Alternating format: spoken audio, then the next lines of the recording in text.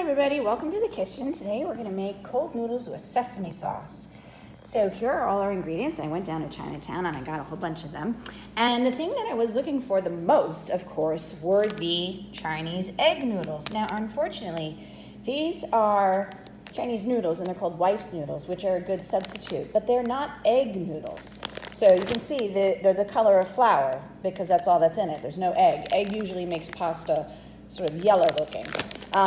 And if you look here on the back, when you look at the ingredients, you can see fine wheat flour, water, cooking wine, salt. So there's no egg, all right? So unfortunately, I could not get egg noodles. I looked in multiple places, and I'm just beginning to think that maybe the egg noodles are stuck on a container somewhere because of the Suez Canal disruption. So unfortunately, I just could not find them anywhere.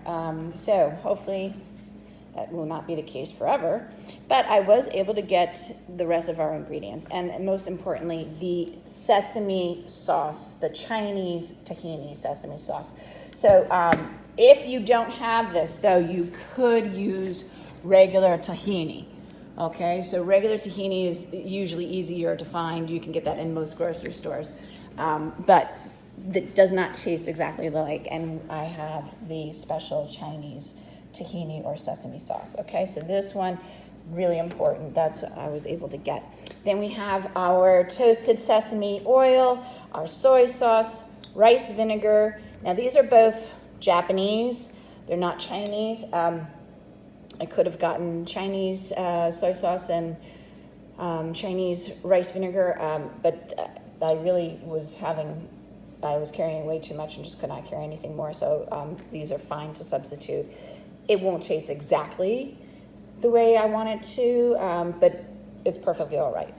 I do have the Skippy's peanut butter. I am going to taste the sauce without any peanut butter, although really the use of Skippy's peanut butter is an American thing, not a traditional Chinese thing, and I do want to try to make this dish as sort of traditional as it could be. And then our hot oil.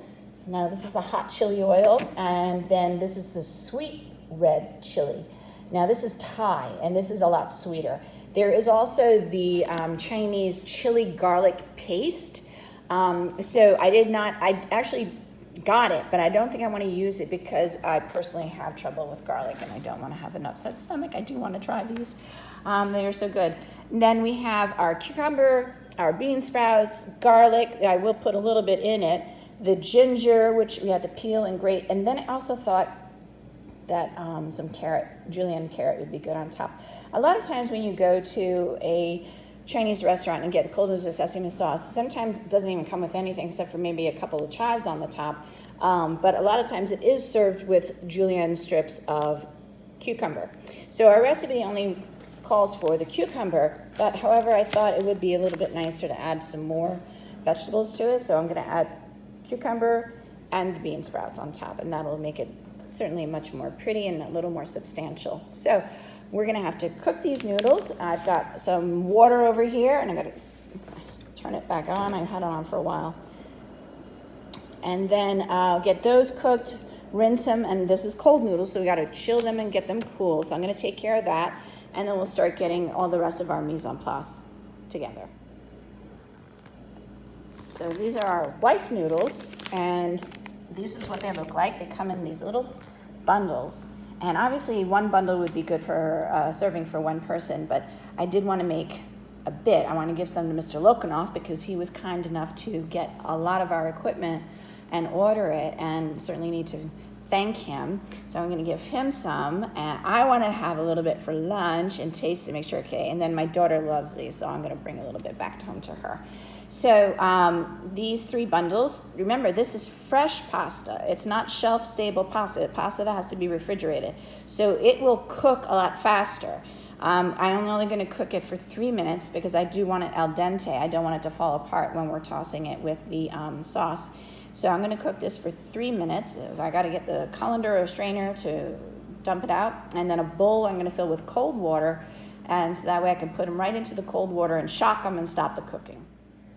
All right, here's my little trick I learned from my chef instructor, Chef Jurgen, in cooking school. When we were doing lemon zest and we were using the box graters, they would put the saran wrap over it to help make it very, very easy to clean and get off all of that's our grated ginger. So this certainly makes it much easier to get all of that. And all we need is 1 tablespoon. So I've got that ready. And now it'll be much easier for me to clean by just removing the saran wrap. All right, water is boiling away. We're going to add in our fresh wife's noodles from Chinatown in New York City right here. And I didn't even take the tag off of it, but I just got a pasta spoon, so I'll use that. All right, and we gotta set the timer for 3 minutes.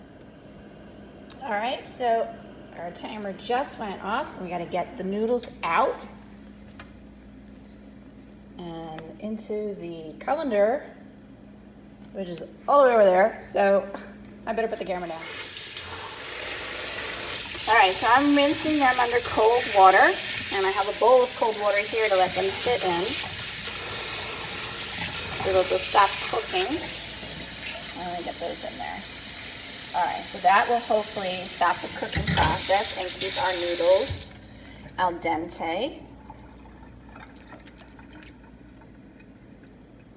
All right, we don't want them to become mush. All right, and so this water is already hot. I'm gonna change the water again. And so I didn't have any ice. If you're at home and you have ice, put ice cubes in the bowl with water. Here's my julienne carrot, which I used my julienne peeler to do. You peel it along and it makes these nice fine strips.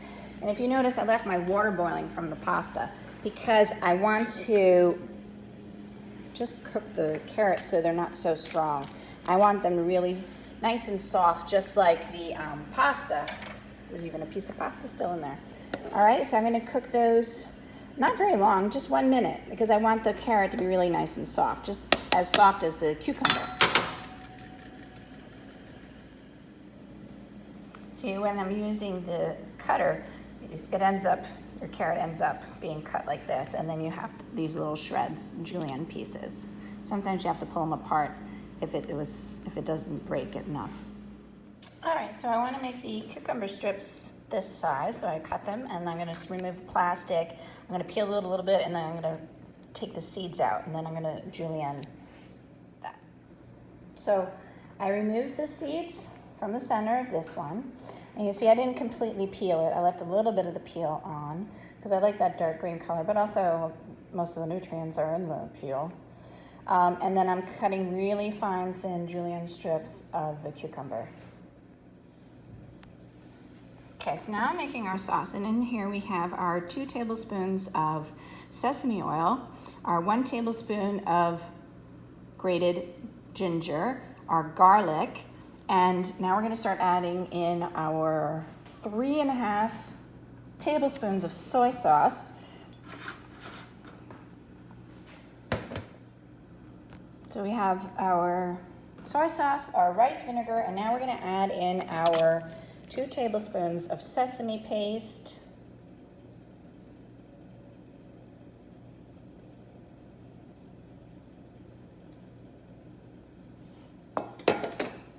our 1 tablespoon of peanut butter,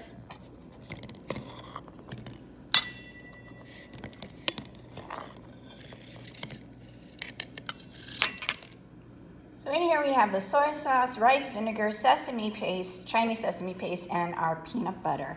And we're just gonna start to whisk this up, get that separated, and then we're gonna have to add in sugar. And I'm gonna hold off on the chili oil, okay? Because my daughter does not like chili oil. And I have to confirm whether or not Mr. Lokanoff would like chili oil on his. So I have to get the sugar in there and continue whisking it. Now, the longer this sauce sits, the even better it's gonna taste, because all of those flavors are gonna have a chance to mix together. But I just wanna double check and taste this and make sure. Oh my goodness, it's so good. All right, so I don't want to mess with it. It really tasted absolutely wonderful, so I'm not going to change anything. But I am going to just double check on the chili oil before I finish. So now what I need to do is get my noodles, and I'm going to plate them, and then I will garnish it and show you how it looks.